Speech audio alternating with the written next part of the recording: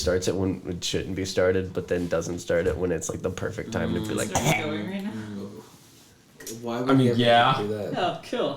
When did that start, Gary? Did I say After the funny part? Hey. Gary's like, Caine can't be funny. We need to take this away from him. Exactly. No content for you. Not, but I am the hello. You can't be hello. Welcome. Hello, everybody. My name is Mark. Hi, my name is Cal. I recently recovered from Work. Capital. I recently recovered from capitalism. I have been recovering from. Hi, Cal. Howdy. Can you imagine? Just like people in. Gonna go off on a little thing here. People in AA in like the South go. Howdy, Cal. Is it like?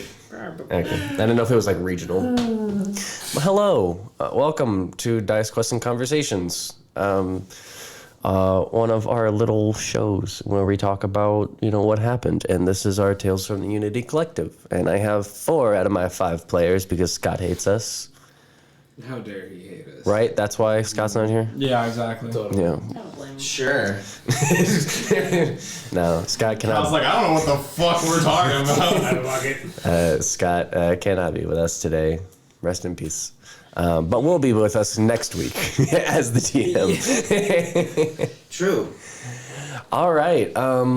I guess first things first, just to give us time to think of questions for those who couldn't or haven't.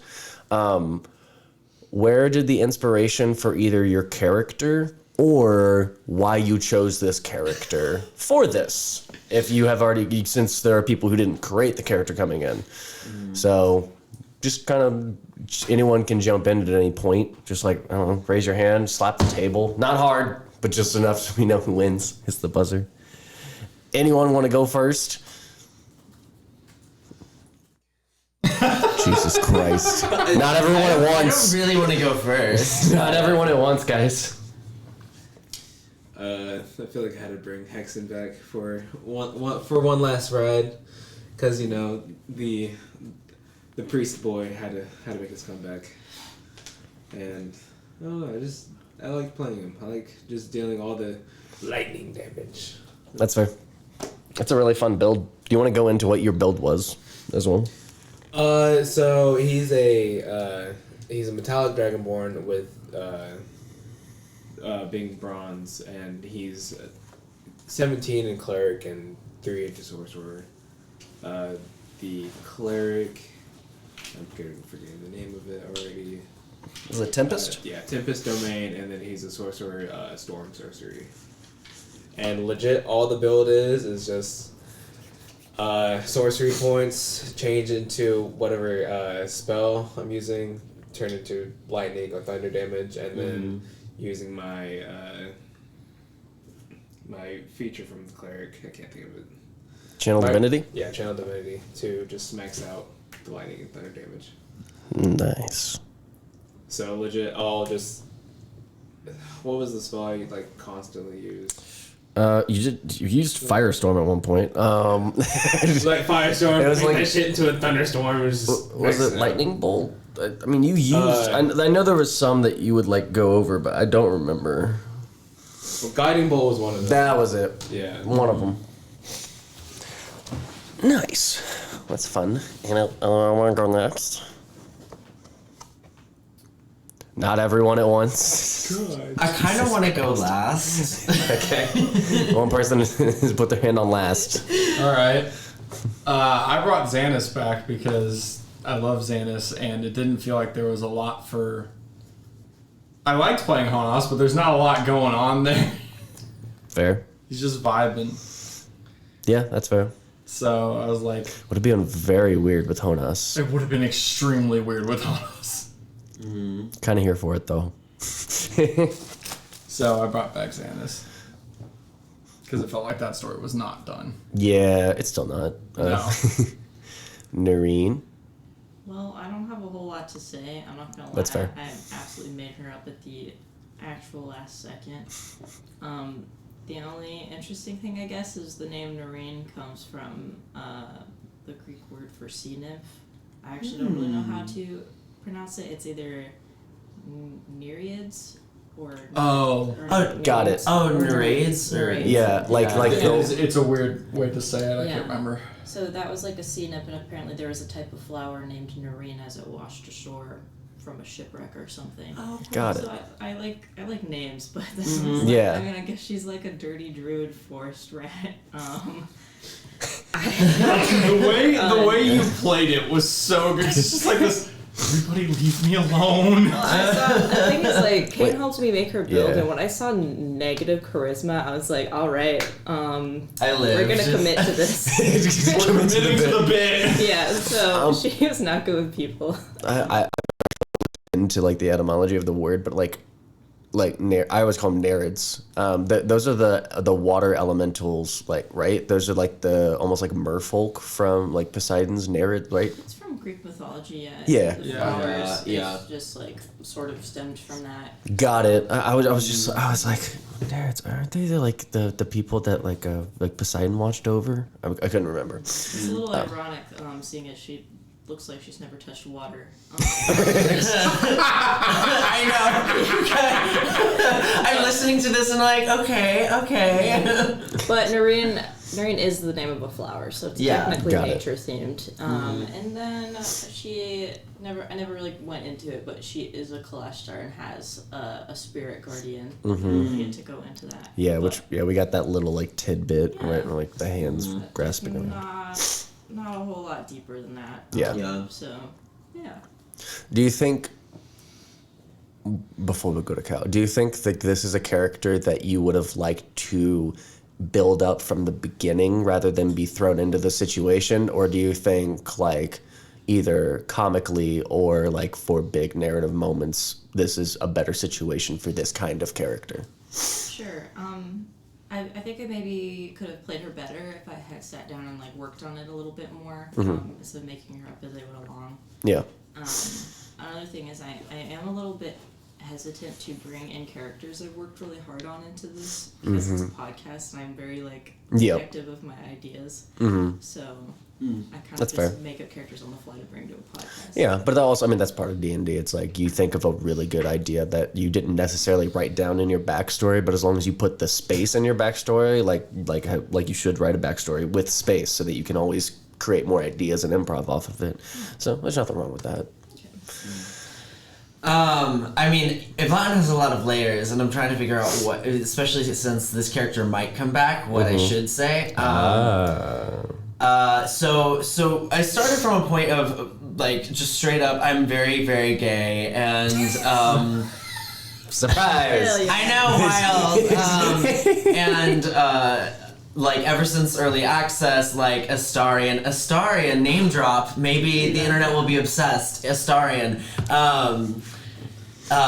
is the character that I consistently romance, and so I thought I kind of like took the idea of like being a vampire's lover, and like took it to like an evil extreme that you really can't explore in the game, and so. Gawain was kind of inspired by Astarion, but had his own concept. When vampires are turned, whatever qualities they had become corrupted, and so I thought what if Gawain was like turned and was like very like imaginative and was like just like a very creative or a very like playful person, and so corrupting that and turning into more of like your play with your food or like malicious play. And so that was Gawain's inspiration. And then Yvonne was like, what would happen if like, this monk from like some necromantic order was like, you're always looking for the most powerful undead thing to partner with. And so he was literally like, indoctrinated to believing that partnering with some kind of like undead entity was the best way to preserve his power as a shadow monk. And so that was kind of the origin point. And then as far as like how, I won't say much more about the backstory, but visually, I told Gary this the other day, but he was a changeling before he was a Dhampir, and that was one of the reasons he was like taken in by the monk order. Was they like were like, oh, this this is a person that can change shape and be really useful for assassinations. And if you read like the Shadow Monk splurge in D&D 5e, that'll give you a little bit more context. So the cracks on his face, basically Gawain died, like was staked through the heart, but before like fully evaporating into thin air, Yvonne like absorbed him into his body. So the cracks along his face are actually Yvonne's like primary mask, which is what changelings have, giving way to Gawain's appearance. And it's why like I described him as having like these asymmetrical features. So yeah. Very cool. I also Oh, and his name. Oh, names. Yeah. Yvonne is just a cool name. But his last name is hyphenated Focus Ombre. And also Focus just sounds like fuck you, and I liked that. But it's an amalgamation of the French word for shape and heart. And then Umbra is dark. And so his name hyphenated is like shape of the heart, dark. Oh. Or dark shape of the heart. I love it when people really think about their character names. That's cool. I just cop out, and I always just take a Latin name and just flip around the letters so you know what the character's about. That's still creative. It's not like you Name your character John. What's wrong with John? All you Johns out there, go fuck yourself. Your D&D character's name is John or James. James. You're boring. Got it. You can be named that, but don't name your D&D character that. Yeah, your parents. Okay. Parents can be uncreative. All right, I have a question from one of our. It's from Scott.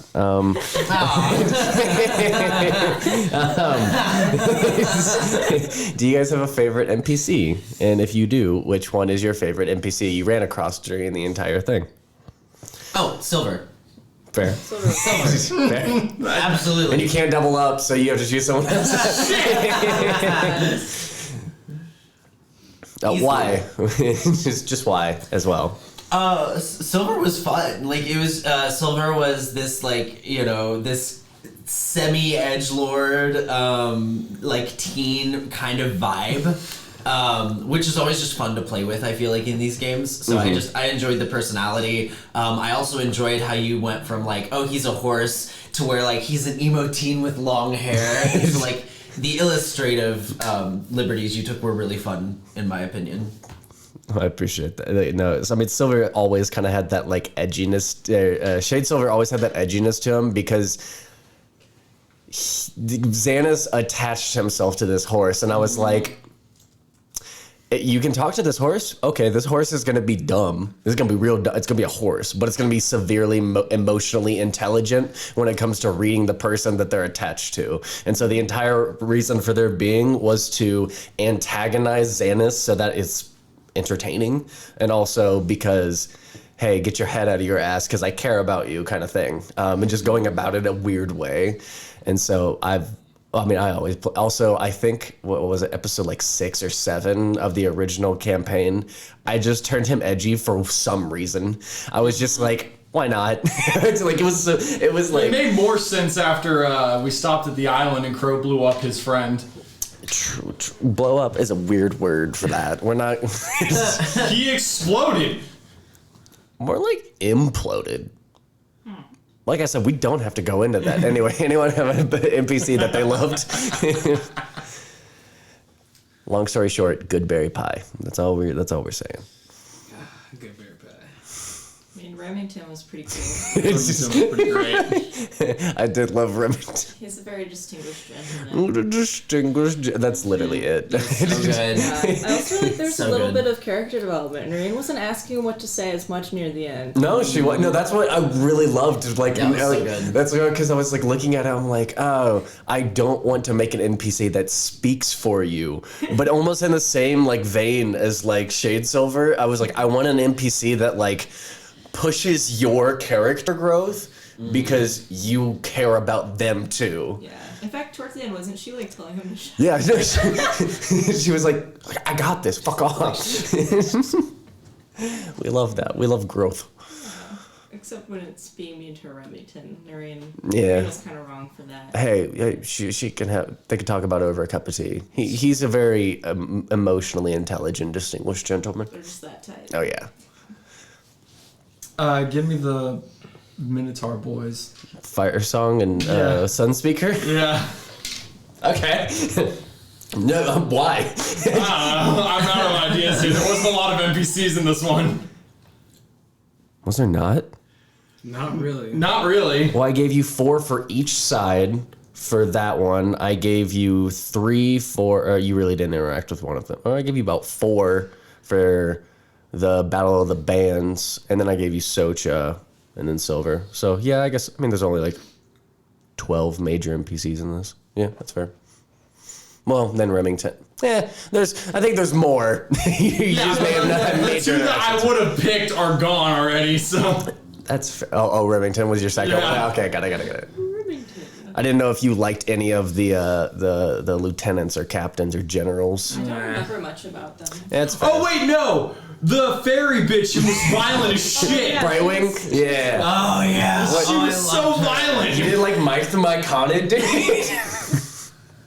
Anyway. Oh man. So Brightwing, yeah. Yeah, no, the fairy bitch who was so violent. The inspiration for that is one of my favorite. Is actually my favorite play. Is the last days of Judas Iscariot, where. No, it's not. I take it back. It's one of my favorite plays. She kills monsters, based off of it's a Dungeons and Dragons based play. One of the characters. Literally, the line in the show is, "I'm a fairy. That means I'm happy, not nice. Happy." And it's just like very like a mean ass fairy because they're like, "I'm here to be happy. Fuck you." Like it's one of my. I'm just like I live. This culture shock gives me life. So that's what the inspiration for Brightwing came from. Crowe. I think mine has to be Socha.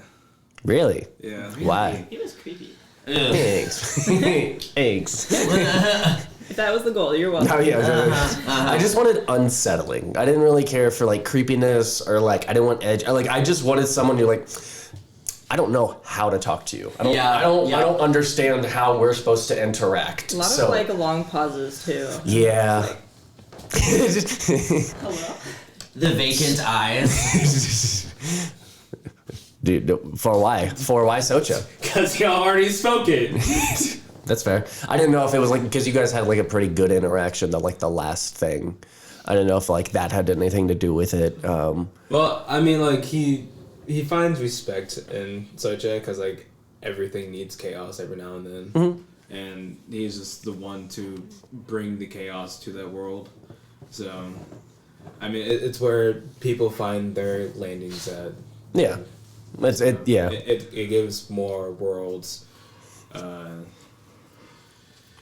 capability of finding like different kind of cultures and everything like that. So Like you don't have growth without death. Like it's like the cyclical pattern that there must be balance. Does anyone have any question before I move on to the next one of Scott's? No questions. mighty unfortunate. I'm reading verbatim, by the way. I am drawing a blank on the chaos we just wrangled, but I was curious, was there a way to win the war that would have been satisfactory for them? Or was, also, and I think another question, or was the trolley problem section always a part of the plan? So the war was able to win. You guys actually just evened up. So the score system was really weird. You guys won in a lot of ways, and you guys actually Civilization was behind on that last push, and so when it was Civilization's move, you guys got the 3, but also Brightwings and theirs went off, and I was like, essentially it was either one side won or the other side won, but if you got a tie, Socha came and ripped everything apart, and I thought it was only fair because numbers wise, you guys would have been at a tie. And I was like, the reason that it's a tie is because that's what Silver left to do. Silver left because he was like, I think we're going to lose this. I just saw my dad get his shit rocked. I'm like, but like he looked into it and he's like, after Power Word killing like half the battlefield, he was like, I still don't think we can win this. Well, I'm gonna go slaughter innocents, I guess. Like this is all I can do because they're about to do the same thing to us, considering how Hexan has like been kind of the leader of civilization, and knowing how religion works in Silver's brain, that he's like, okay, I'm gonna go with right wing in them. So I mean, they ransacked every the issue with taking on civilization was like getting in, and considering how many times you guys pushed the forces, it was like, you don't have that much to defend yourself with. And you guys never set up defenses other than, hey, protect the king in this like mansion. Mm-hmm. Which a high level dispel magic can fix. Like it's one of those things, and Silver has a ton at his disposal. So it was just one of those situations where I was like, I feel, one, for time's sake, I feel like this would be a good narrative moment. And also because there was a timer. After a certain amount of rounds, like, it had to go bye-bye. Because if you guys didn't, like, if Zanis didn't get his shit rocked by, like, literally downed by Hexan, I think that it's a possibility that technically nature wins by, like a literal, like edging it out. Yeah. Actually, I kind of want to talk about, speaking of getting his dad rocked, I actually want to talk about that because, like, obviously, like, there was some bleed going on, and for those that don't know, bleed is when, like, you start to experience, like, emotions that are more from, like, your character's perspective.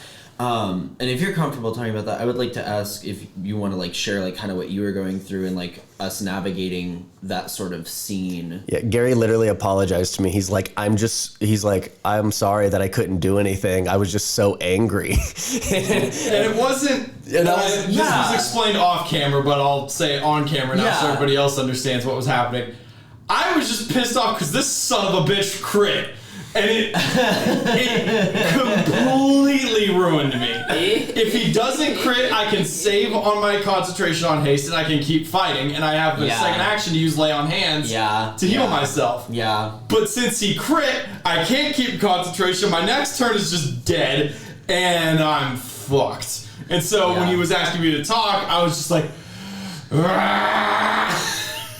and so I was just very, very angry. I was literally like, I can't do this scene without you. Like, I need a catatonic that is a direction. We can do it. Well, and so, but I think it's important to talk about because that happens at tables. You know what I mean? Like, you get to a point where, like, there is animosity between two characters, not necessarily two people. Because you and I had, like, we had this whole, like, Discord conversation. Yeah. Where we were, like literally everybody else is fighting, and Cal and I are sending each other messages on Discord about what's happening. Like, I'm sorry, I love you, it's okay.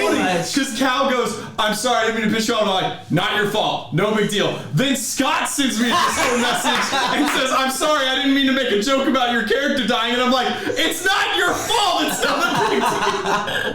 I think that's like the fun part of playing with like strangers is because we don't know where that line's at. So, so like just kind of going off of that, like there is, you know, like the true in character thing. If I like for me to do would have been just to like suck you dry. You know what I mean? Like would have been for Yvonne to finish you off. You make the joke. It's funny. I set it up on purpose.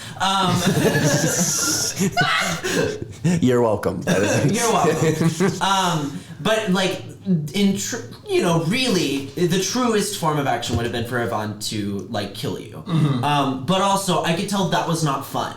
That was not fun for the table. You know what I mean? And like checking in with you like in getting you saying, I would, like, you basically said, I'm not going to control your character, but I really don't want you to. And, like, that is okay. You know what I mean? Like, you can as players, collaborate and not like your characters don't necessarily have to. And so that just ended up in Yvonne like kind of having this weird moral dilemma where he ran off and tear through, arguably did something worse morally, and killed a ton of other people, but that's what the scene and player intention kind of demanded.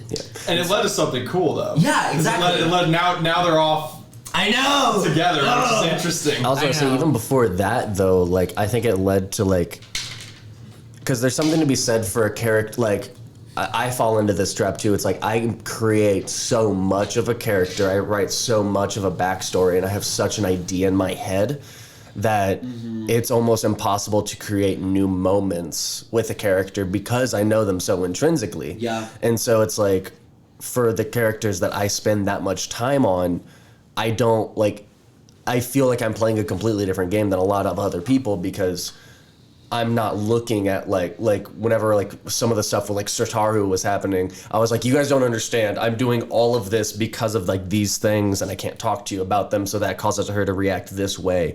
And I think that like, hey, that reaching out to like Gary and be like, hey, want to talk about it? And I was like, no, okay. It allowed you the space to be like, adding something new. So like that whenever you're like wisdom saving, or I don't know who introduced it, but it was like wisdom saving throw to see what you do. I think I asked, I was like, am I a controller going? And I think you might have been like, oh, make a wisdom save. Yeah. Which I have obscenely high numbers on. So like I was gonna likely succeed, but no, I was just sitting here and I was just like, we talked about it. I don't think I talked about that on camera either. But like when he's getting ready to make that wisdom saving throw, I checked my Apple Watch to see what my heart rate was at. It was at 150. 150? That's which is wild.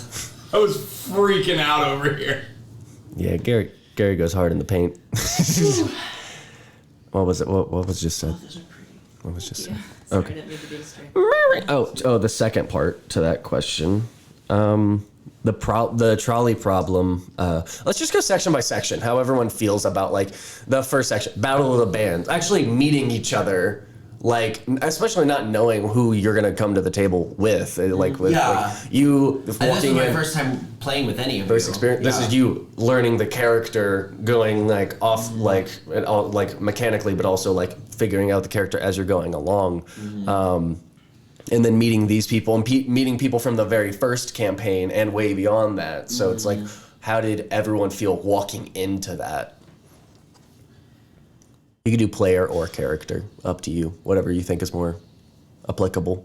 Or if it's the same thing, it's the same thing.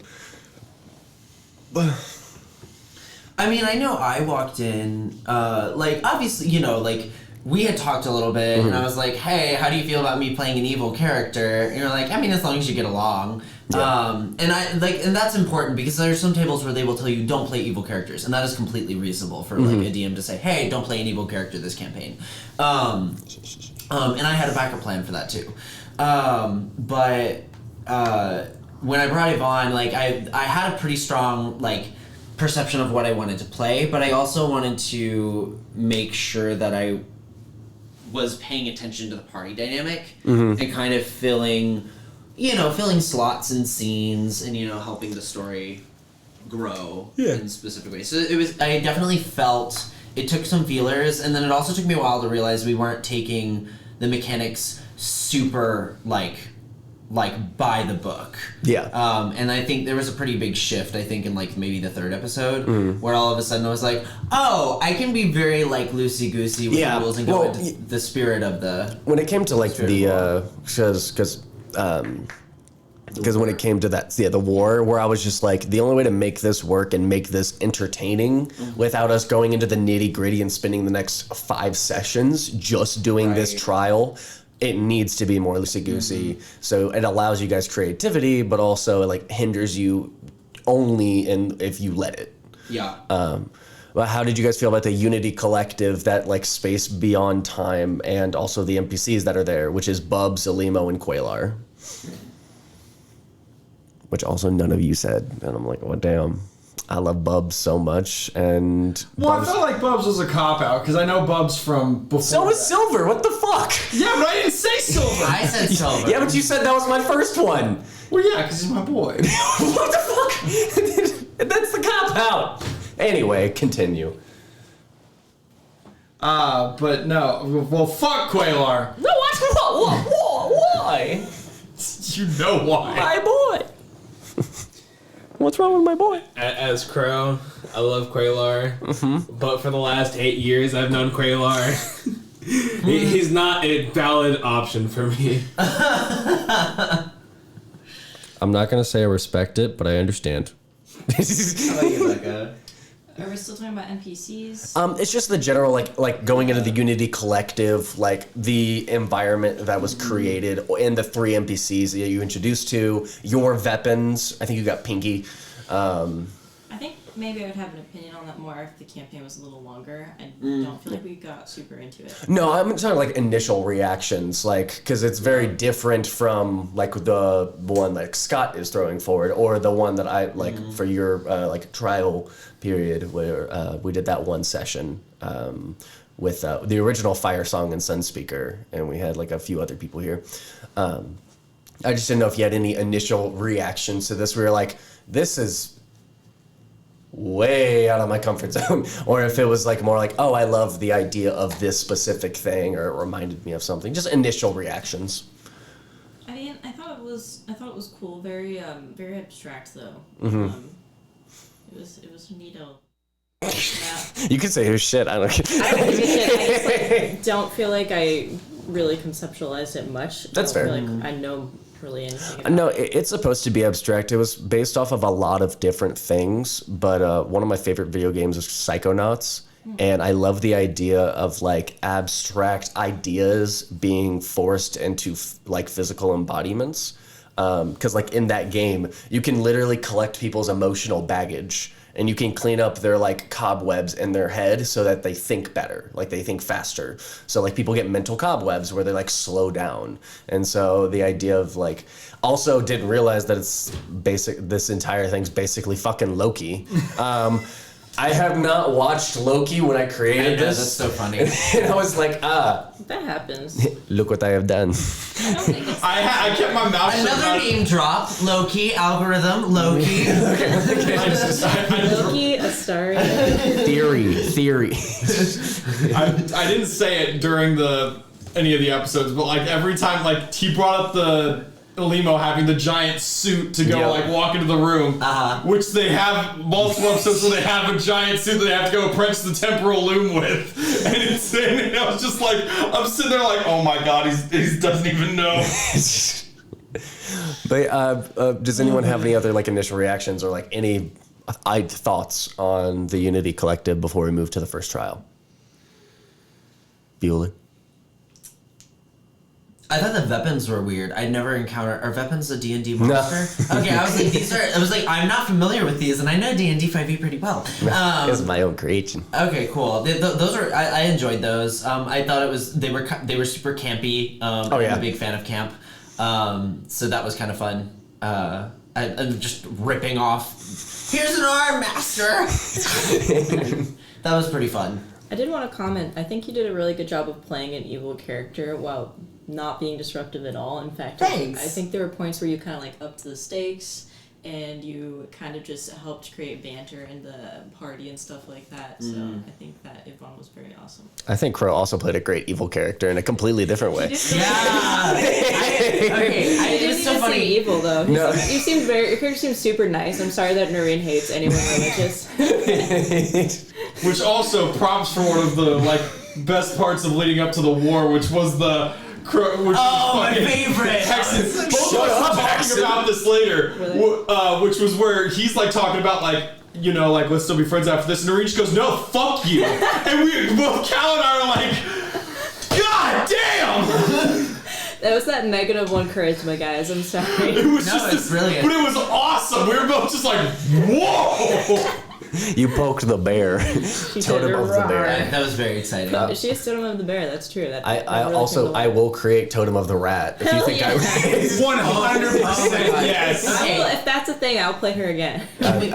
Can we each pick like a moment, including DM, where we like where we really enjoyed someone else's like decisions. Oh, go for it. I was gonna say like before we moved to the first trial, if anyone didn't have anything, I was gonna say like vibe checks on everyone, where it was just like, how did you feel about this character in character and as a player? So we can also go off of favorite moments. Yeah. Favorite moments and vibes. I loved Crowe because it's easy to just kind of go with the flow of a group, but Crowe putting his foot down, being like, "No, I'll murder everybody if I have to win." Like I like that because it was like when was that again? Right before the war. Yeah. It was the thing that made Zanis switch. Yeah. Because it was like there was this moment where Hexan's just like, "No, I'll murder them all. We're not doing this like if we're gonna do this, we're not doing it half-assed. We'll fucking kill everybody." And it was like. Okay, damn. Yeah. I'll save that. I'm gonna write that down, but I'm gonna save that for the actual trial or when we're talking about it. I liked the part where Yvonne turned into Silver and was like, "Hey, Dad." Yeah, that was a great moment. That was so much fun. This is why you take form abilities. You take form abilities that allow you to do cool shit. Up the drama. Yes. I really enjoyed your rat form, like the form of many rats. I don't even know what her symbiotic entity looked like, so we were just like, rats everywhere. So good. I was like, spores? No. Just a million rats. Just a million rats that all have the bubonic plague that you're so immune gross. to. I lived. It was so good. I just love. Also, I had them all come out of like Remington's hat. My favorite is probably Varric finally getting fed up with Gawain's shit. We're going, you can just pull it normally. Yeah, that was so good. I just loved a lot of like the little things that like Varric was probably one of my favorite people to watch this entire time because there were just so many little things that he would just do to add to the situation and be like, this situation is now out of my hands and I have to watch this train wreck. Okay, this is fine. Yeah. And then it finally like came to like a bleeding point on the very last trial where it was just like, go fuck yourself. Like, can you just be normal? Yeah. We don't like you. Just be normal. It was great. Oh man. I mean, Zanis stepping out onto the battlefield is a pretty striking scene. Like, you describing, like, the guardian angel almost vibes and, like, the radiant oil. Yeah. That was a really interesting depiction of radiant energy. And almost, You want to talk about the conversation we had later that week? Oh, God. Okay. You can go for it. I'm unlocking something. I'm glad that you enjoyed it because I didn't feel like anybody did. I thought it was cool. I think it was just because it was the start of the session. Everybody was still kind of getting like woken up and into their shit because everybody was just kind of like relaxed and nobody said anything. And I was like, well, Caine can describe everything else. I feel like I fucked that up. That's actually so real that I'm honestly struggle so much doing like 9 a.m. like Yeah. I know that sometimes you guys look over at me and I'm on a different planet. It makes me laugh so hard because we'll be in like the middle of like some deep shit. I'll look over and Becca's just like, I'm so sorry. I do remember you don't have to punch. It's just really funny. Well, I think also it's funny because like you walked on at the, or was it? No, it was towards the last. When did the power word kill come in? Right before the end of that session. Was it the end of the Yeah. okay? Because I was like, I know everyone kicked up on that moment, but I was like, Now, I loved the shift to Nemesis with this one, where it was just like, I understand why you're going with this deity. Because we had a whole conversation on like why and what. Because you're like paladin, and I'm like, why, how, what? Because I was like, I mean, you can change your class. Like you can keep the same character but change your class. And he's like, paladin, because they're dumb. Do you want me to go more? Yeah, go for it. Yeah, so the reason he chose Paladin because he's desperate to acquire more power, but not through the way that he did before. Because the way he did before was an act of desperation that led to him being linked to a person that ended many up things. killing him. So it was in that like time torture chamber. It was kind of like, how can I acquire power without linking myself to something truly horrific? And so it was finding Nemesis, finding this path that is balance. Because that's really what it is. It's balance. And so there isn't going to be any evil or good in that. It's just perfectly balanced.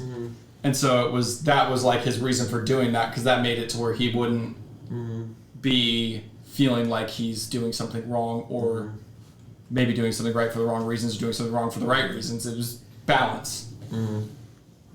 Perfectly balanced, as all things should be.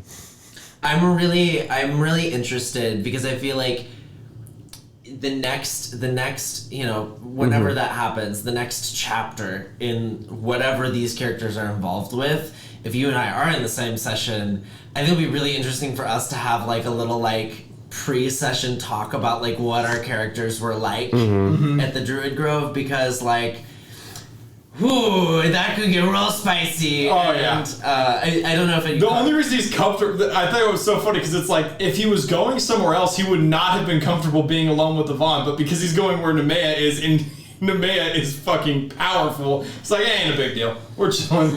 I don't have to be worried about getting killed here. Or if I'm gonna get killed, it's not gonna be by you, it's gonna be by her. True. Crowe, did you have a favorite moment? I was giving you time to think about it. Favorite moment? Man, I don't really know. I can give you my favorite Hexan moment. The firestorm was just like, that was something. and then the comeback of the tsunami as well. So good. The comeback of the tsunami took me by surprise. You're like, can I do that? And I'm like, Yeah, it was the calmness with which you introduced it. You're just like, can I cast tsunami? We're all like, what? I remember that. I'm so bad at D&D that I just don't know what I can do. And like y'all's reaction to me asking about a tsunami was so funny. I was like, okay, that sounds like the right decision. None of us expected it, so it just caught us all off guard. Can I cast a tsunami? It also just like it does make me wonder about Nerine, like, because obviously you're developing that story as you kind of play her, and I know Remington I think was improv in the moment, right? yes. Yeah, he was not planned. Yeah, because she's like, I'm having tea with my therapist rat, and I was just like, do you ever speak with animals? No. That's fucking hilarious. So you don't act. She does speak with animals. Oh, I thought you. Well, Just she not can have. massively. She can have any spell depending on the day. But I like to imagine like she didn't actively have speak with animals on ever. She just talked to Remington because she didn't like anyone talking Oh, back. right, we did talk about Yeah. that. Yeah, so she just wasn't using it. Yeah, she was like, she chose, I'm like, that's a great character choice, and I can't wait to actually give him a voice and see how you react to it. And it, without a beat, you're like, this is fine. You're a rat saying this I is do fine. remember in the beginning you were just talking about his like somber, understanding facial expressions. He was like, Yes. But that was it makes me interested to see like what you kind of come up with if Nerine enters the scene again, and like where does she get that kind of like she's relaxed and awkward but like tsunami. You know what I mean? It's like the calm before the storm kind of thing. I think part of it is like since she's a barbarian, I decided she has very bad emotional regulation. That's completely fair. So Yeah. she's just like, tsunami. Fuck you guys. I love. Crowe, did you think of one yet? Or was that the tsunami year? Yeah. Are you sure? Yeah. Okay. Final. Final decision. But okay. Yeah, so moving on to the first trial. Battle of the Bands. What did you guys think? Like, favorite moment, favorite, like, what did you like about it? What did you dislike about it? I appreciate the effort you put into all those band names. Yeah. Oh, the band concepts, solid. Thanks. Absolutely solid. What was your favorite band concept? I'll go through them again. Oh my god, it was the Kane's just looking for a reason to bring him back. Bon Genasi. Dude, Bon Genasi made me As so soon as happy. you said their name, I was like, Bon Genasi, okay, that's kind of clever. And then you said their names, and I was like,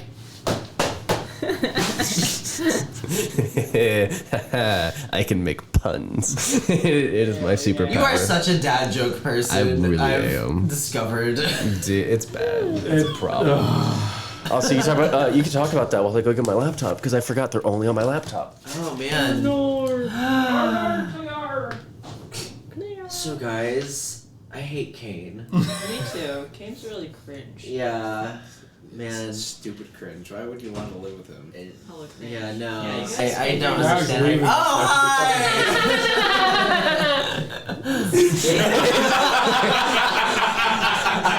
I wish that was caught on camera. Caine just shot the most evil glare at the Cal. It would have been banned by TOS, so I couldn't. I feel like that was a little too murderous. If I wasn't already a Medusa, it would have turned me to stone. So. I don't need no, don't, no. For those who have a dirty brain, that was the joke. Thank you. And if you don't get it, good for you. Cool. Sick. Where? Everything goes over my head. It's not because. How tall are you? 5'4", that's average height. What is going on? Shadows. What? Oh. So much chaos. Okay, got it. Are you sure this isn't Dice Quest and Chaos? This is Dice Quest and Conversations. Anyway, we got Tweeting Dixie, which actually was my favorite. I'll talk about that a little later. Sound of the Ancients, which was the Seven Dwarves, just metal-fied. Yeah. Bon Genasi, the Bugbears, which is supposed to be the Beatles. Turtles times 2. It actually was a reference to Scott Pilgrim because of the twin dragons that they battle as the band. Sob Zombie, also one of my favorite. Cage the Tarrasque, and then your guys' Fangs and a Dragon. Those were the names. I think Sob Zombie was my favorite. Sob Zombie made me very happy when I wrote that down. I was like, and also the names. Wait, what is that a reference to? Rob Zombie. Rob Zombie. Oh, okay. I didn't know that. No, it was a Rob Zombie emo sad boy cover band. And the names of the zombies are Ugh, Ech, Blech, Bleck, Sar, and Greg. Those are the names. They all have names too. I wrote all. What were I was about to say? I remember them being like Avatar: The Last Airbender. Yeah. But what were So Bon Genasi was Dang, Tuco, Satara, and Choff. Yep. Yeah, and so I was like, I was trying to remember why I did that. I don't have it written down why I did that, but I think I was just, I don't know.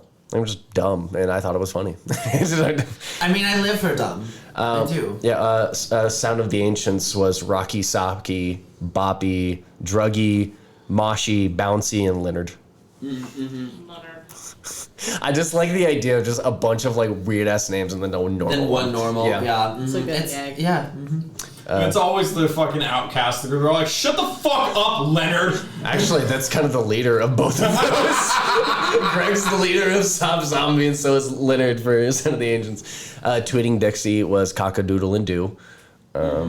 Turtle times 2 was Michelangelo and Raphael. Yep.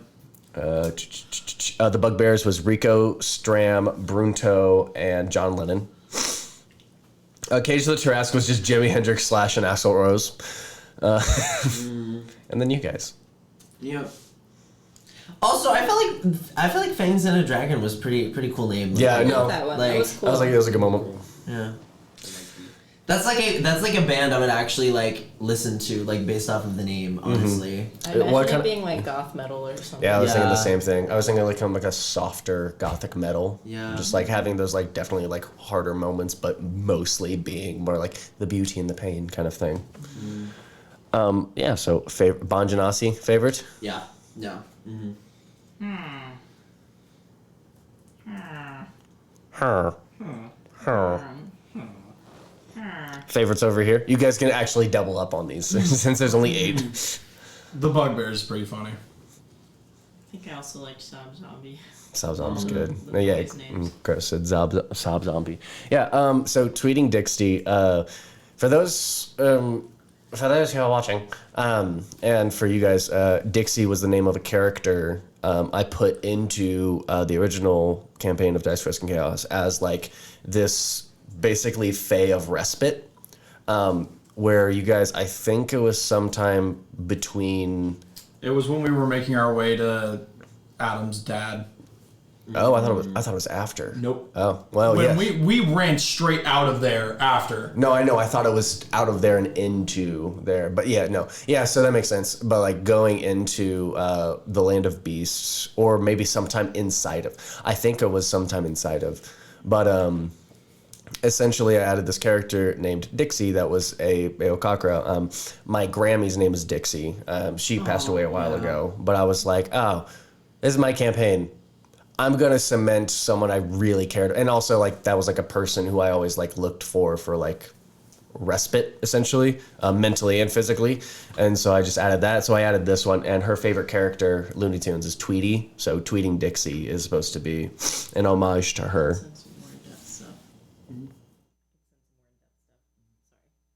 I don't even think the mic picked it up.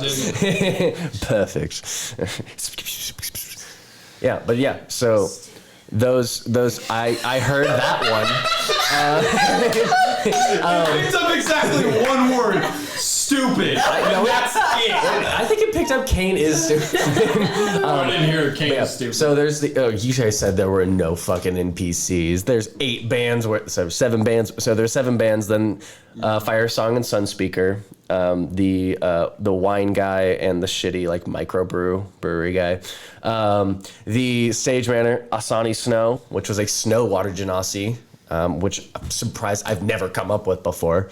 And then MC Candlelis, the Shadarkai MC, obviously based off of my name. Like, there's nothing. What?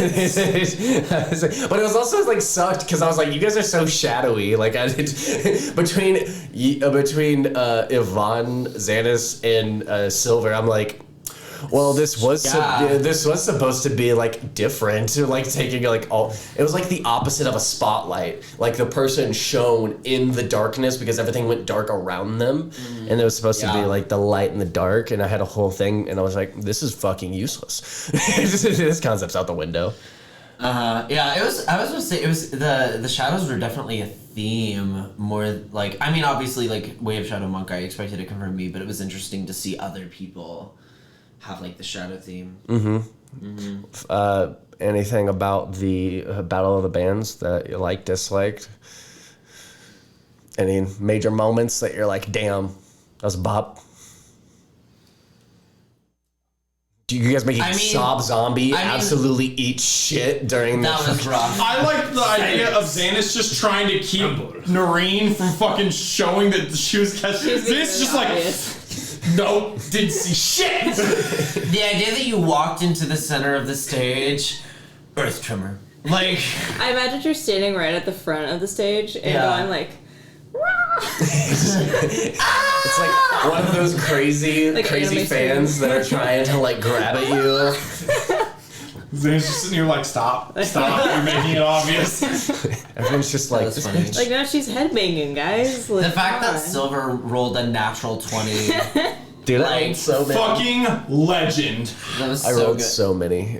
And like not knowing the drums, like that was just funny. That was great. Well, I was like, because I was like, the rules were a minimum of 2 performers, and I was like, I want to give you guys a 3rd member, and I don't want to force it onto 2 characters that should not be on stage. But then I was like, oh wait, I know you want Shade Silver. I'm gonna have Silver Bib, and then I'm like, wait, Silver should be a bard, and it should definitely be a lore bard because him coming out the fucking wazoo with these dumb facts.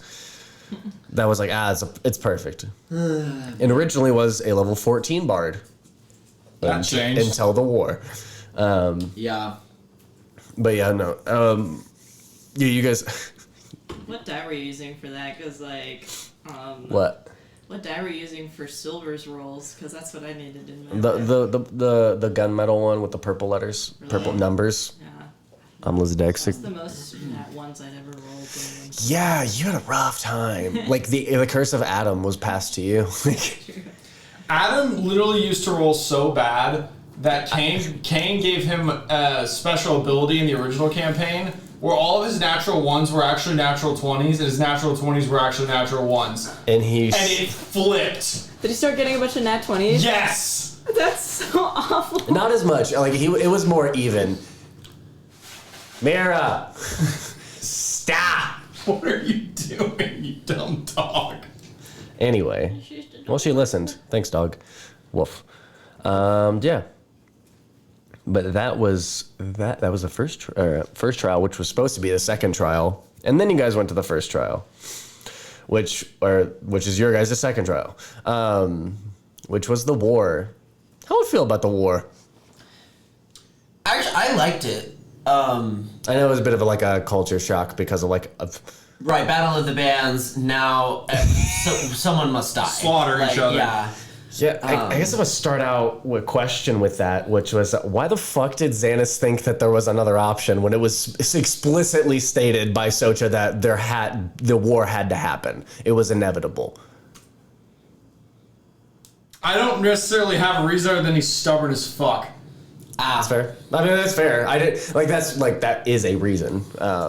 But I was like, why does Zanis keep saying, I explicitly stated there is no choice. And also, he has absolutely zero trust in that thing. It's a being of chaos. The idea of things not going to plan kind of is what it's all about. So. That's fair.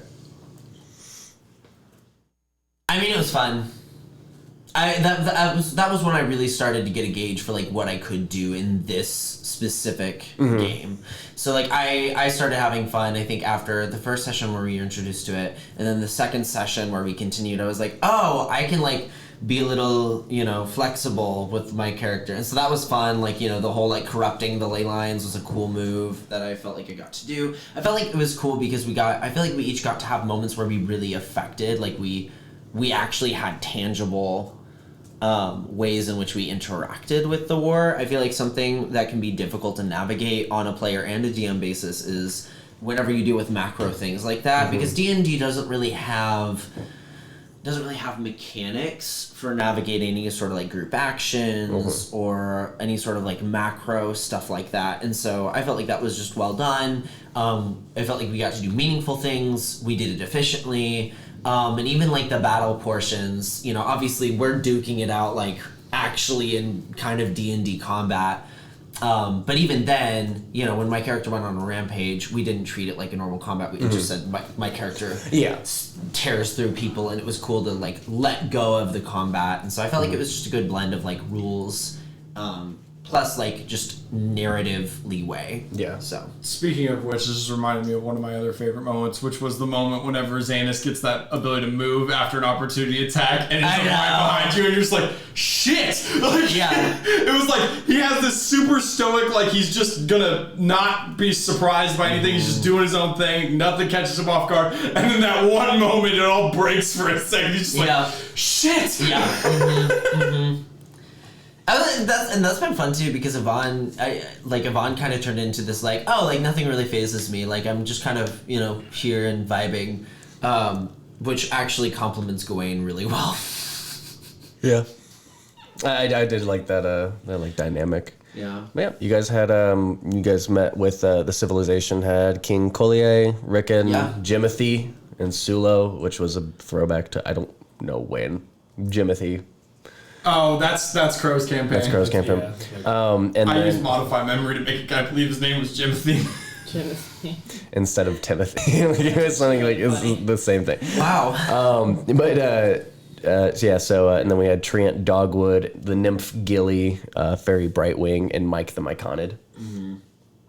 Yeah, you guys, I expected you guys to actually care about them a little bit more, considering you were just these are real people.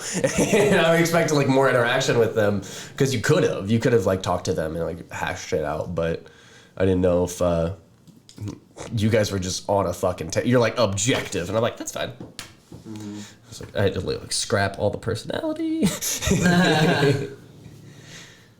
I think he would have talked to them more, but it was just it was so. He didn't want to get too caught up in all that, because it was just trying to win. It was, I want to win this. I don't want to lose this. So I'm going to.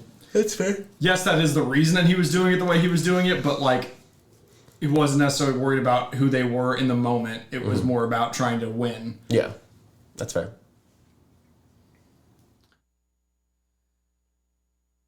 Any other thoughts on the war from the two quiet ones?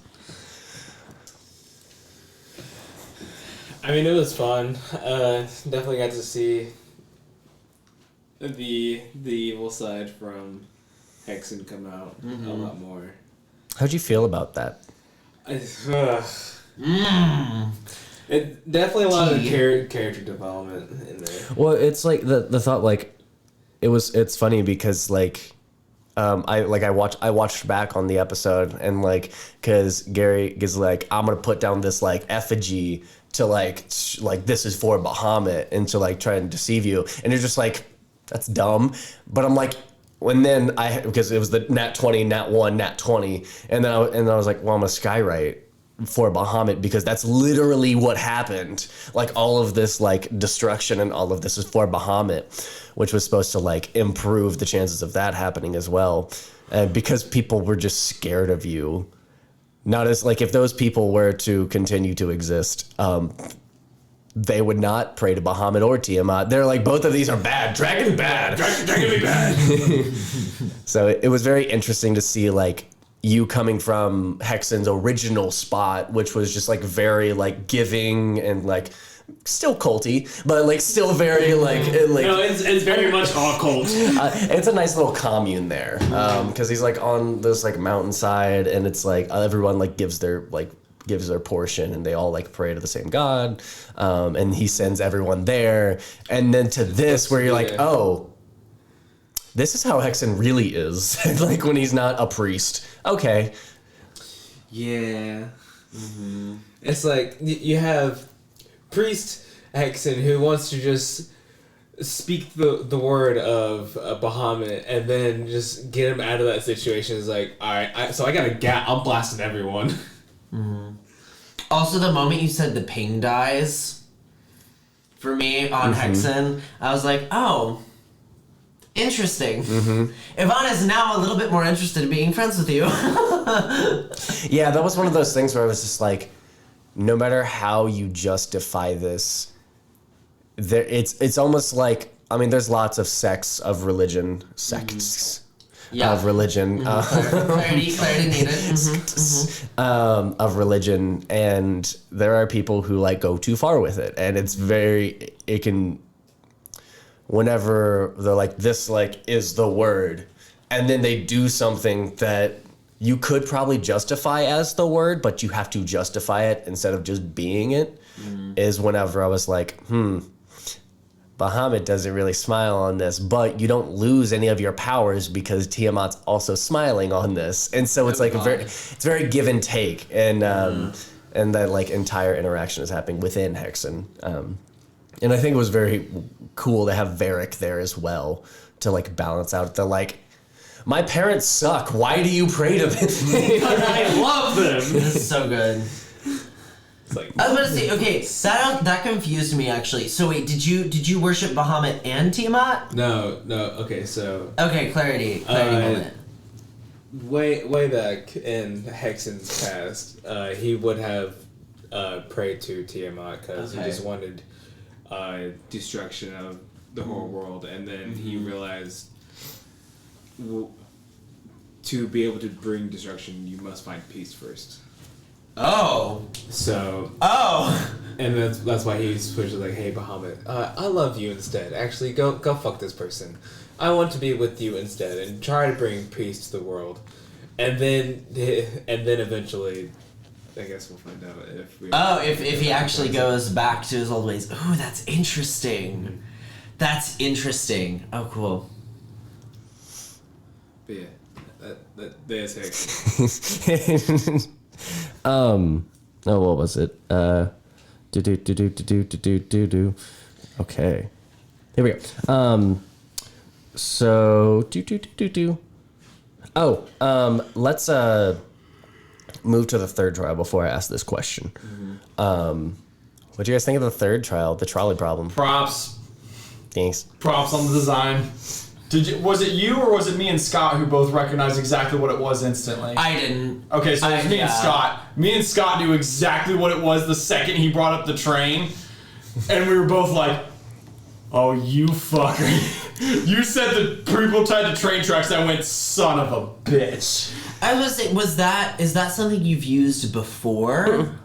It's a widely recognized philosophical problem. Yeah. Oh, okay, It's- gotcha. yeah. Okay. It's like what makes a good person? Like, is it, It's a question of morality. yeah. It's Okay, like gotcha. this person that matters. Are you going to save the person that matters more to you or the more people? And so I saw that, but I watched Saw 10 the other day, and I was like, I love the idea of Saw problems. Saw problems are nearly fucking impossible to do in D&D without hamstringing your characters almost completely, because you have to be almost useless in a Saw trap to be able to be in a Saw trap, because it's hard.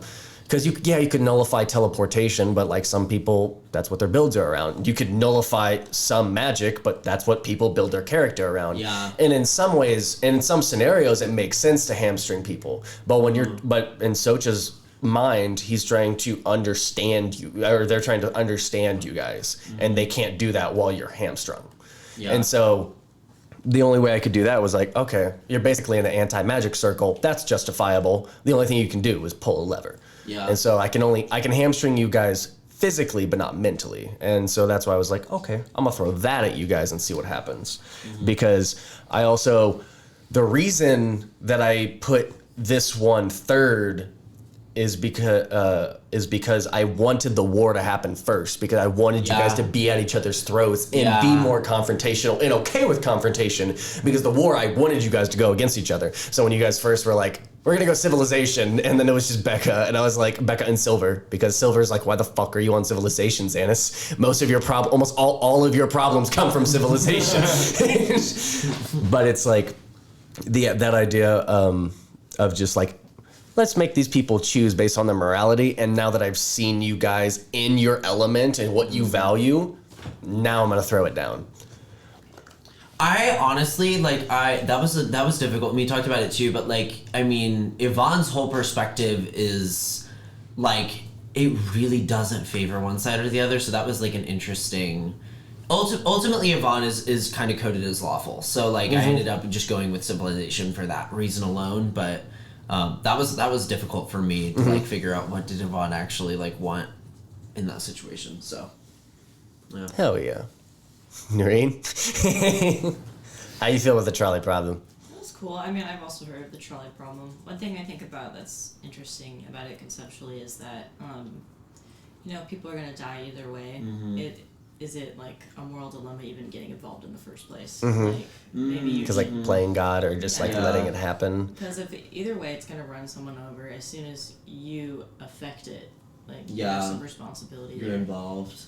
But also, like the idea of like being a bystander, you're also involved, and that's why I added more information to the dilemma, because I was like, you can't, like, if these are just 6 random people and you don't touch it, and it's gonna run over the one person, why would you not do that? Like, unless you have a connection to that person and everything changes.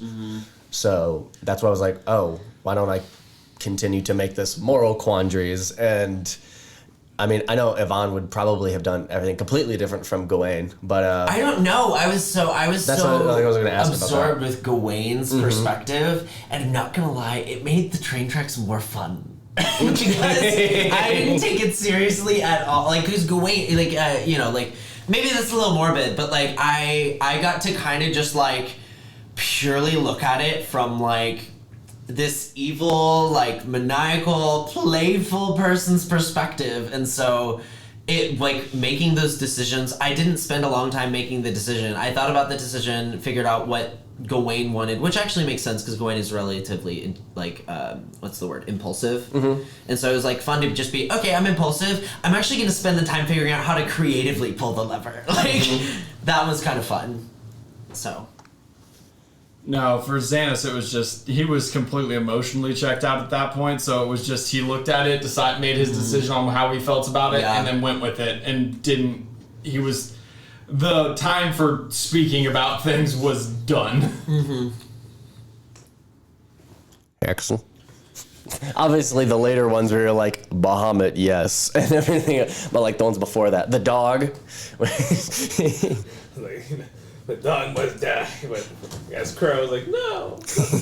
Dude, I was like, send hate mail that way. I mean, it was interesting, I guess, Because I just wasn't expecting for a lot of those like decisions that Hexan had to make. Mm-hmm. And like either way, like there is a decision to be made. Either he touches it or not. Yeah. So. Yeah. So, do you think it had any? I mean, obviously, at the end of the time, like before, like bad people were involved, you were like, more followers for Bahamut. That's all I'm doing. But do you think like it has any? Do you think this will affect any of your character? The train track specifically. Do you think it will affect any of your character? You could say no. You could write it off. Your character could write it off as like, this was just a trial. Or, what do you guys think? I think that it won't affect Zanis because I think that's where he was at. I think he was just like, there's no avoiding this. Let's just go with my gut and get it over with. Mm-hmm. Anyone else? I mean, probably. It'll probably have some effect on him, like on what he decides to do with his future. Mm-hmm.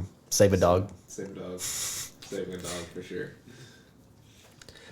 I don't know, like Gawain was in the seat at the time, so, and also like, I mean, Yvonne is definitely nicer than Gawain, but like, they're both evil at the core of it, and so like, I don't know that, I really don't know that it's gonna really affect Yvonne. I mean, I don't know, but like, my immediate thought is, I don't think Yvonne is super, like, what's the word? Surprised or like jarred. That's the word. Yeah, I don't think he's terribly jarred. I mean, at this point, like he is, he's associated with a vampire lord, and he's now seen other people of immense power compared to what he's used to. It just felt like part of the power climb to him, I feel like, and so he might think about it, but I don't know that it's going to really shift his character. Nerine, no change. They're humans. I don't have a lot of thoughts, but That's fair. So for that section, did I try to tailor the trials to each character? I noticed, especially as it went past the first couple, that it seemed somewhat specific to who we were playing to. And if you had to do that section again, would you do anything differently? Ooh. Yes, they became tailored later. Pretty obvious. I didn't try to hide it. And I think it's funny because I'm like, I know what answer you will probably take. I want to see what everyone else does. And that's more about what it, like, it's trying to understand other people's like perspective. And so I did tailor it that way. I don't really think I would do anything differently. I feel like they were fleshed out. I wanted to add more, but I also didn't want to just like hammer on the point as well. I think it was like decently, like the time was fine. I didn't like the idea of like you guys actually having to try and save people specifically. I thought about you guys talking to them and like them pleading their cases, but then I was like, Ooh. I thought about what I was like that was gonna get dark way too quick, and I was just like, I tend to make things very dark, but this is not the goal. The vibe for Unity Collective was more lighthearted. I was about to say, which do you remember which ones were tailored to each person? I mean, obviously the inventor was pretty like Varric coded. It was also Zanis, like like the so what was it? Like the cures cancer but kills millions in the process was supposed to be towards Zanis. Okay. Dog versus humans is obviously Nerine. Aww. a pretty easy one to like, And I didn't even think about it actually. I feel like even non-druid players would pick the dog because people only cry when dogs die in movies. True, but also I think didn't the dog die? Or did you? Yeah, because it was just me and Nerine that saved the dog. I thought that more people wanted to save the dog. People taste better. That was great justification, but also the More followers for Bahamut. Yeah, the followers of Bahamut and Tiamat, and then because you were Gawain, I changed one of them, but I was like, the child is unknown but evil, and the other ones are pillars of society. Because I was like, oh well, if they're because I was like, there's two ways, and you went one of the ways I thought, because I was like, either you don't want competition, or the other one was, I'm getting people out of my way to do what I want, like people that are actively in my way. Oh, is this child someone I can manipulate versus? Yeah. No, that's No, he doesn't want competition. Gawain is very much a me person. Yeah, but also so I also wrote this for like Afterlife as well, because I had this in mind. I wanted to do both of these, and then for the Afterlife one shots, I wanted to compare. So I wanted to see how different people interacted with it. So the parents versus genius philosopher was for 3 of them are parents as players. So I wanted to see if them as characters did the same thing, or if they were able to like go past that, or if they created their character with that in mind. And so it was just like that whole thing. And then the serial killer and taxation was just one of my favorite things. Oh, I lived for that. Yeah, that was great. I was like, God Complex kills countless people that have escaped the system, either done their time or escaped it completely. And then the taxation that kills countless people, but based off of the Fable 3, the game's out already, so spoilers, but skip 20 seconds ahead. But long story short, the guy literally taxes the shit out of them to protect them from an oncoming threat. Yeah. And you don't know that until basically you either fight him or... You pick one. Yeah. Like, you like either allow him to help you, or you like execute him, or you excommunicate. Like it's a really like it's a terrible thing, but it's like that's what you got to do. You have to make that decision, and then you're in charge, and you have to figure out, should I tax these people, or should I try and keep my promises? Yeah. If you're watching this live, there's your Fable 3 spoiler. Yeah, the game came out in what? Fucking. It had to be 2011, 2010. Fable 3. I'm just gonna look this up and feel better about it. 2010, yeah. October 26, 2010. So it's been 13 years. If you still haven't played Fable 3, I'm not sorry. But yeah, so that's kind of how Solid. that last one went. I have another one from Scored. Silver is a beast. This is literally what. Straight up his language. Yep. Perfect. Parentheses, no longer a beast, comma, but a beast, in all caps. I like them a lot. Where do their motivations lie now that they are bipedal, unless it's a secret?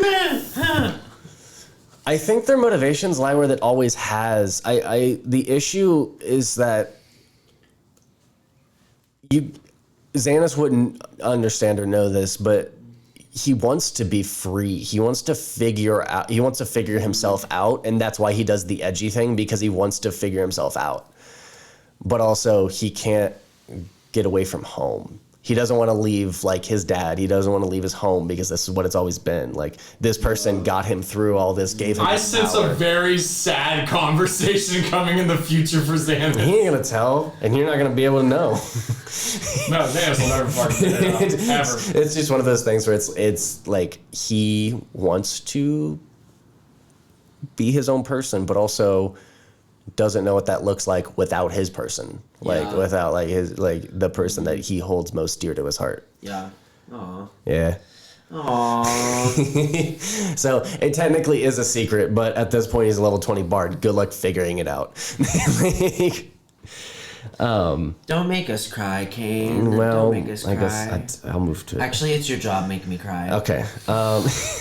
Anything else for the trolley problem, or how about how it kind of ended up? How do you guys feel about the ending? I mean, I feel I like hate Quaylar so much. Why? You're a bitch. What are the books? What are you talking about? You lying son of a bitch! That's such a high number. There's no way. I know! I was like, this is no. No. Like, go for it. Even if you roll a natural 20, he's just gonna cutting words it, take it down a lot. Damn. And he's like, I'll give you an inkling. If you roll a natural 20 on him, like, I'll give you an inkling, but you don't know what that means. But no, the idea of it is very Sun Wukong, like Book of Death, erasing your name for the Book of Life and Death. That's where it came from. Like, every universe has that. Every multiverse has that. Yeah. but that also means that there has to be one overarching for the people that put it in place. So it's very like chicken and the egg kind of thing. Yeah. Well, yeah, Socha found out something to keep him going. I don't know, like how you guys feel. Like you guys got your stuff, you got your ending where you went to there. Nerine went home-ish. You could have stayed in, like, you could have, I know we didn't, like, fully, like, hammer it out, but you could have, like, basically just stayed in the Unity Collective in a pocket dimension that's just nature-based, and you don't have to worry about anything. Or, like, you could have went off in the Fae with them. They would have given you your own part of the Glade. Like, it's up to you.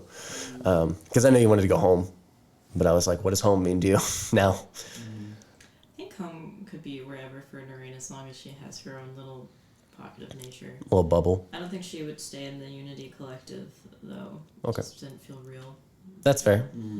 Yeah. But it's one of those things like, what does feel real after being in the Unity Collective, knowing that there's this overarching presence more than there already was? Has anybody thought about the gifts thing? What was it? We were all supposed to like get something at the end that we had to figure out. Ooh, I did not think about that. Oh yeah, that was a thing. Are we gonna talk? I was about to say, do we want to talk about that, or is that like? I am not here anymore. No, it's not that. It's dead. Yeah.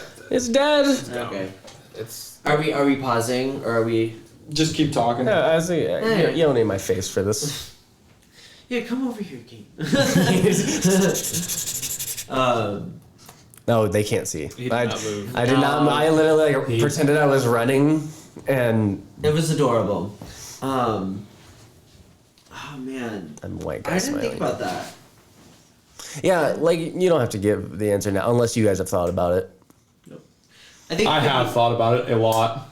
And I'm trying to figure out whether or not Zanis would do it. There's what Garrison wants, and I'm trying to figure out if it's what Zanis let wants. me guess, a baby fucking dragon. I don't want to talk about it, alright? It's a baby dragon. I mean, Yvonne would just. I mean, it's pretty simple. Like Yvonne, I think would probably start thinking along the lines of like, I just want my husband to, not be living inside my body, haha. But like actually be his own person. You know what I mean? Like if that's if that's something Yvonne is willing to give up, then yeah. I think Yvonne, again, the dynamics between them are very much like Yvonne is the brat tamer and Gawain is the brat, and so like I feel like Yvonne would go for that, but I also wonder if Gawain wouldn't. True. If Gawain is like, no, I need to like siphon someone's life force. I need to do this the right way. You know what I mean? Well, I mean, like it would. They could definitely make a body, and that would be sustainable. And for both of you, like if you want to go back to your original form instead of a Damphir, like if you want to be a changeling, that is on the table. Yeah, they like it's essentially a wish spell except way more applicable to most scenarios. Yeah, Mm-hmm. so it just depends what you guys want, really. Also, the next time we're gonna go into. I'm so excited because we're gonna add epic level spells. Because we're gonna go into epic levels after this. Ooh, you know what? I'll make that the wish so that like we have like actual form. Yvonne and Gawain. Yvonne next time, which I don't know what that'll look like. I'll have to like restat some That'll things. be interesting considering what you and I spoke about. Yeah, no, also, I would be okay with Yvonne just fully going, like, all 20 in a monk, if you want that 20 level. Something like that. I will say, I'm not a big fan of the capstone abilities in D&D 5e. Yeah, well, it's kind of sad. Like, wizard, monk, what is it, ranger, like, some of them are busted, like, paladin's stupid. Paladin's insane. I might, I don't know, Unless the person can't be scared and then it fucking blows! I might be like, haha, hey. I might I don't know. Maybe if you're okay with that, I might create a custom level 20 capstone and That's just run right. it by you. Yeah, Just, don't mind. That fits the character. Yeah. So. I mean, I'd be okay with it essentially just being that one warlock level. That one warlock level. Yeah, just like it's the resident. Just, the resident. Yeah. Leftover energy. Because I'm gonna basically make you guys level 21 and use a thing that I've had for a long time. That's my favorite epic level thing, and I get to throw you guys into one of my original epic level stuff. That would also be interesting to have Gawain be like an NPC. True. Like a full on. Yeah, that's one of those things where I'm like, you can feel free to play, or because it's Unity Collective, you can choose to play Gawain instead. That would I might do that. Like have Yvonne show up like early on. Oh man, oh man. I'm not committing to it, but that's a fun idea because I've had ideas for Gawain. Yeah. As a character, actually. So. Yeah. That'd be fun. It's one of the things to think about. So for the others. Why did they... I already asked that question. Why did they choose to bring... I wanted Varric, of course, just to see what his potential could have been moving forward, and to see how he fit in a different setting. It was great getting to build him out to level 20 and seeing all the interesting ways he could affect a battlefield. Yeah, I love Varric. Varric's probably one of my favorite characters. Also, one of my favorite moments was right near the end of the last session when I, through the help of others, with a +0 to persuasion, was able to roll a 30. As Varric was specifically built to not have a lot of charisma and to work alone, it was an impactful moment seeing how seemingly successful he was to be able to be with people and with a little help from allies. Yeah, I'm very curious to see how that continues with Varric. I'm curious to see if you guys will bring back the same characters. I know you wanted to bring a different character instead of Hexan, which makes sense. We'll see if Nerine ever makes a reprisal, and then also we'll see if Yvonne or Gawain, or if Zanis uses. Yeah, like I mean, it could be Hannes, it could be Philden. We don't know. Yeah. Don't tempt me. I don't tempt. I love Fiddlethip so much. I hate Fiddlethip. Anyway, yeah, so like that's kind of most of it. Any like final questions for every... Oh, also, just so you guys know, there was supposed to be an entire other section to this one shot. Ooh, okay, yeah, spill tea. So yes. The entire reason you guys got lost points was so that I could use them in a death run. So if you're familiar with Gary's mod, they have like a game called Death Run. And so essentially one person plays Death, and while everyone's running an obstacle course, there are traps that Death gets to set. So essentially you guys would all be running the obstacle course, which has a normal function, but if you have a loss point or like over a threshold, it gets amplified and gets harder to do. I was so fucked. I had 7 loss points. Yeah. Gawain would have been so mad. Gawain would have been like, I want to be Death. Well, no one got to be Death until you died. And then you could choose to either affect the other group because essentially, I'll go through the obstacles. So for the first leg, which was Battle of the Bands, you guys would have all been fine. There were no lost points. So it would have been normal, which is chamber full of gas, and you need to climb up a 300-foot wall with turrets shooting at you. The issue with the turrets is That would have been so easy for me. They all have the Sentinel feature, and their range is stupid. And they also have pack tactics, which is essentially I just took them and amplified them to work exactly how the fucking pack tactics and your turrets were not supposed to happen, but did, because what? They have Sentinel? Yeah. Fuck you. Yeah, they have Sentinel, and also I gave them one other thing so that instead of using a melee attack for Sentinel, they could use a ranged attack within their melee range. To explain the pack tactics thing that he is speaking about, one of my first times DMing, I put them through an obstacle course.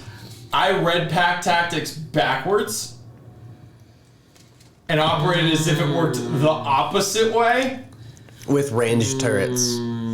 So that was partially going to be to get back at Gary. However, I will say it led to a much more interesting encounter because they were they would have walked right through it easily without that happening. In the 3 times I got hit in that entire campaign, that was one of them. Jesus Christ. I will say that would have been a relatively easy thing for my character to do, at least. Well, that was the thing. It was just like, one, it's 300 feet. There are turrets lining the walls. Yeah. I have a monk in the party. I need to balance for the monk and also have them prioritize the monk. So I would have had to roll intelligence saves on all of them, which there were like 8 turrets. So like it's Jesus. Yeah. Were they like the same stat blocks as the ones that I used? No. Okay. No. You guys have a lot of health to burn through, so they're pretty wicked themselves. I was gonna say the ones that I used did deal out a fuck ton of damage. And so it's like it's like for like your character, I was like, okay, they need to have Sentinel. They need to have something that can stop your movement speed, because you also have the teleport ability, and we said your teleport was essentially using your movement. Yeah. And so I was how do I justify this without breaking the game for the other people? One person can almost have 300 health. One person literally can. You have fly, don't you? No. Oh, never mind. Well, has many spells at their disposal. You could have burned through the turrets as well. But the issue is, if it is amplified, like it's full of gas, so anytime you your constitution modifiers are going to be relatively high. You can hold your breath for a while. So using voice spells is going to fuck you over. But with this person being able to use lightning max damage after like a long rest, like he could have burned through most of the turrets. Yeah. And so I did give them a resistance to lightning, but Damn. They were lead lined. I was like, they're rubber These turrets. are Socha's fault. It's just Socha's fault. Dude, it's well, all no, Socha's because fault. that's the thing. Socha was watching you guys. Whenever I said I built up the he understands it, because he was watching you guys. He was creating them to try and kill you. Yeah. The point of there was supposed to be one person dead in all of these. The second one was a chamber full of gas again, but you need to swim down 300 feet of water to get through a door. Okay, yeah. It's amplified if it's amplified, this was the war. So I think all of you had a loss point. So it would have, except for Hexan. But if it's amplified, you have a collar on you that shocks you in the water. So you actually have resistance to lightning damage, but it wouldn't matter because you wouldn't have been amplified. So yeah. So not only do you have to get through, but every loss point, I think, was the amount of times you got shocked. And there was a chance for a stun on the shock. So Jesus Christ. Yeah. No, these are meant to kill you. If you survived, I was going to be so proud of anyone, because the third one is no gas in this chamber. But you are told one of you isn't who they say they are. And you must kill the imposter before time runs out. Oh, wow. And the amplified version... I would have died. The amplified version, each character starts with half health. Oh, wow. So those people who are like, I'm tanky, it's like, well, a little less than. And then if anyone is left, they have to escape an anti-magic maze. So this is literally just like a maze full of traps and creatures that you have to run through that you can't teleport out of, and your magic is limited. Whew. Yeah. Do you want to tell them the best part about the whole thing, though? What do you mean? About the one of them being the imposter? Oh yeah, no one's the imposter. It's just to try if time runs out, nothing happens. It was just to see if the paranoia got to you. So it was just the idea of it was one of the vaults. Well, they turn against each other. Yeah. Well, it's one of the vaults in Fallout where they're like, hey, if you vote for this one person to be the overseer, who they end up basically sending out and killing, if you vote for this person, they die. So people are constantly I don't want to be the person voted for, and then they find out whenever they finally give up and I'm gone. Whenever they finally stop voting for, we're not going to vote for anyone. We're tired of this. We can't. The vault door opens, and they're like, oh, we did this. We killed all of those people. Yeah. And so it was supposed to be a similar thing. But they were all supposed to end in asking the meaning of life. That was the entire, Socha wanted to know what life meant to you guys, because to a chaos entity, life is meaningless. Right. So I was happy with how it ended. It did not go the way I thought it was going to go.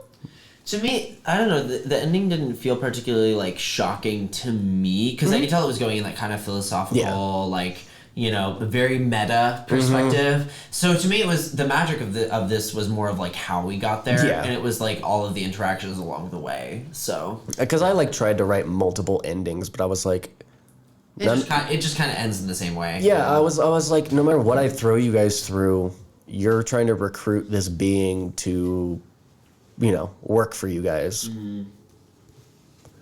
It needs to be for the creature. It can't be for you guys. So, because like you guys are just gonna go back to what you were doing. That's why I gave you guys all the wish, because it's like, hey, you guys can have whatever you want now. Because any other way, it just feels like kind of an empty victory, especially with what you guys will have coming next. But anyway, epic levels. Oh, I'm so excited for that. You have no idea. Wow, so that means we have to go on pen and paper, huh? Yeah. Unfortunate. Hated. Just hate racing. I mean, that's a real reaction. I thought you were fucking around. I didn't know that was a real reaction. Slightly. I mean, I was using homebrew stuff, so I was on a Google Doc, so I'm good. Yeah, you can you can make it work. Basically, you can homebrew stuff. Well, like on D&D Beyond, like all you have to do is just you just write down specifically like an extra skill set, and then you can have there's options. Basically, you can turn everything of your abilities into magic items. For one of them, you have options you can do. If you really want to stick on D&D Beyond, you can make it work. But I prefer pen and paper. I'm a slut for pen and paper.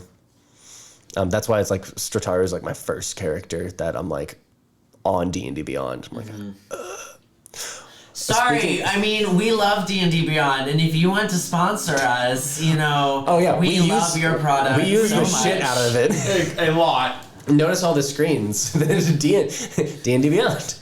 Or it could be Roll20 too. So I'm down. Hey, whoever sponsors us first, that's fine. So before we end this, why don't we talk about the campaign we're about to hop back into? Tales of the We should talk about it freely. He's not here. And he doesn't watch our show. I'm kidding. He's like Sam Love you, Riegel. Scott. Sam Riegel, name drop. That's another Liam O'Brien, Matthew Mercer, Brandon Lee Mulligan. We have all of the. Yes. Watch our show. Watch it. So yeah, going into Tales of the Blood War, how we feeling? I'm really excited to see what happens next. We have a new friend. I'll be joining. Yay! He's here to stay. Can I get a yippee? Thank you. That was so cute. Did the mic even pick that up? Yeah, I got it. Okay, can at one point, can you please do we have any buttons that we can just press? Yes, I can program a button to have you be. I would love that. I would love a yippee button. That would give me a life.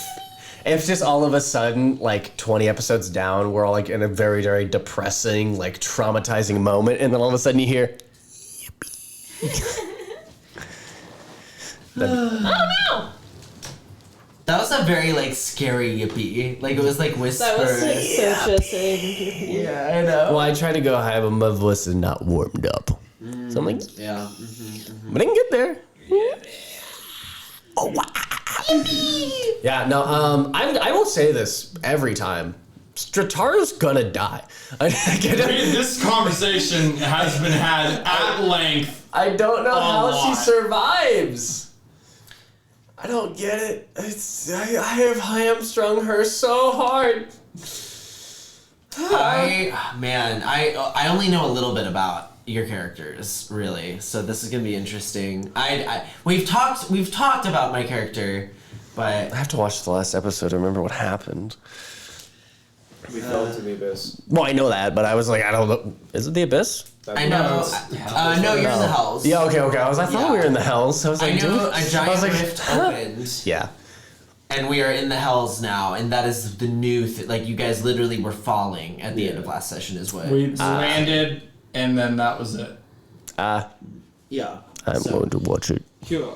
Yeah. So I don't know how that works out. If I'm just one of the randos that fell into the hole with you, and it'll be. I'm interested. I was about to say, did everyone send you descriptions of their characters on Discord? Nope. No. Damn. No, I got Scott kind of helped me out though. So Okay, cool. We got set up a little bit. It was very hard to describe Stratara because depending on who she's talking to.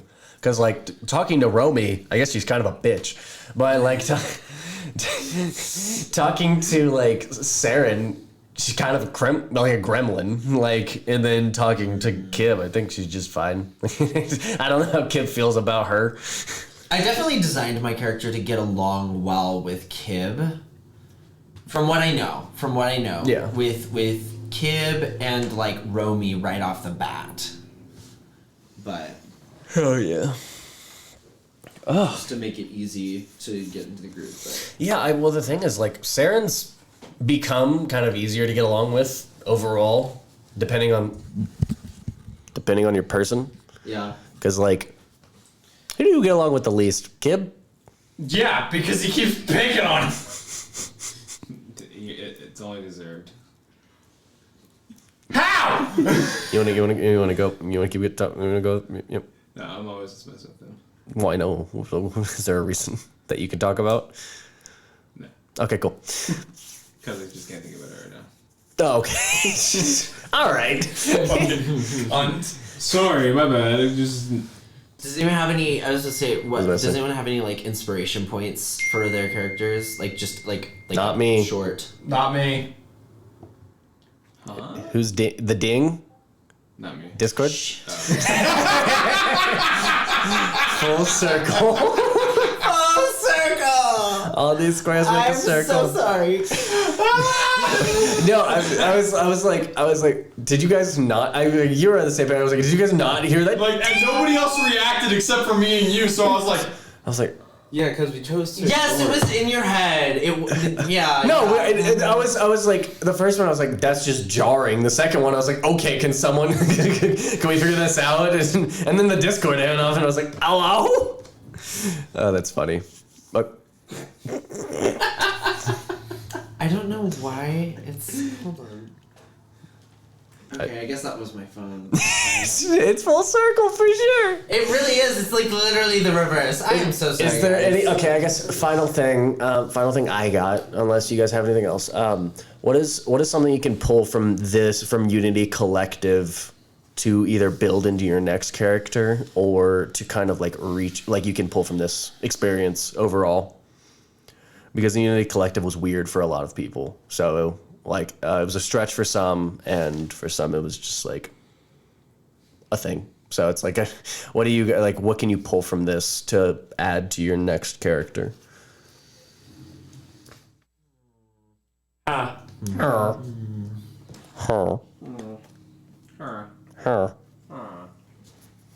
Shmurna. I mean, this is more meta, but I just, I've now played with you guys. So, like, I feel like it'll be a lot easier to establish even character chemistry now that I've, like, physically played with you guys, so. gives me more of an idea on how to continue emotional development of a character. Because I now have to do it with Saren, which is going to be really interesting. True. Becca? I don't know. Sorry. No, you're good. Is there anything that like happened that was like a good moment for you where you're like, I want more of these moments when I play D&D? Like, was there any improv that like you did and you're like, I liked this because I felt powerful, I felt in control of the moment at all?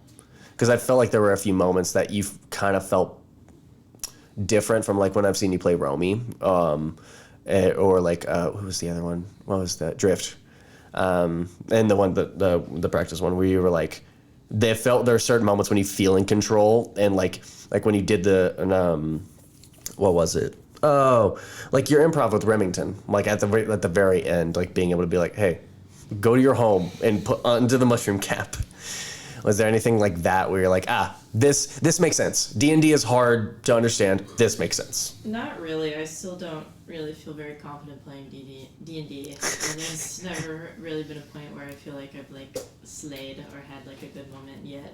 But What? The fuck you is great. I was gonna say, I will continue to say that. That fucking moment was so fucking perfect. It's just, no, fuck you. It's like, whoa, yes! I thought you guys were like mad at me. No! I was like, I was roleplay. Don't yell at me. I was like, hell yes! All right, honey. Crow, do you have anything? You had to be legit concerned if you had to or not. I was like, ah! That was literally in D&D. I know, Don't but get still, come for me for anything my character does. You Noted. can always yell at me. It'll be fun. I will reciprocate the scene. It'll be glorious. Hell yeah. I promise to do better next time than emotionally. Hey, no, but that's so real, and that's why I wanted to bring it up, because like the fact is that you can play the game and you can play true to your character, and you can also play sensitive to like the players that you're with. You know what I mean? Like, Yeah. Sorry, that was very quiet. Sorry, from my brain, I expected more to go off of that, and so I was like, what was just said? Because usually I'm like, okay, this is a breaking point, you're going to continue talking, and then it'll make sense in my brain. Mm-hmm. My brain just sucks. Crow, anything? Anything you take from this to grow into your next character? Or DMing, like whenever it comes to like anything that you like, I like this idea, I just want to change it in this way to make sense in my brain, or like, you know. Honestly, probably not. Probably, because I mean, we already have so much experience going on with D&D. Yeah. Like, I mean, obviously there is more that I can explore with just different types of characters that I probably will explore at some point. But at the moment, it's like all the characters I do play have been like kind of the same over the last 8 years. This character is very different. I mean, learn how to play with different kinds of people. So That's it'll be interesting. Mm-hmm. I know you started playing with like a different group. Are they helping you learn how to play different characters? No, okay, I didn't think so. Not a shot at them. I was just like, that tracks. Well, we don't care where you go. You just can't. I don't know. That's my after party. You don't have to leave, but you can't. What is it? You don't have to go home, but you can't stay here. Yeah. This is. Yeah, we don't care where you go. Fuck off. Just can't, like you can't like literally go. You click off. Go home. Go home. I think. I don't know. Bye. Bye. I was like, I don't know. Bye.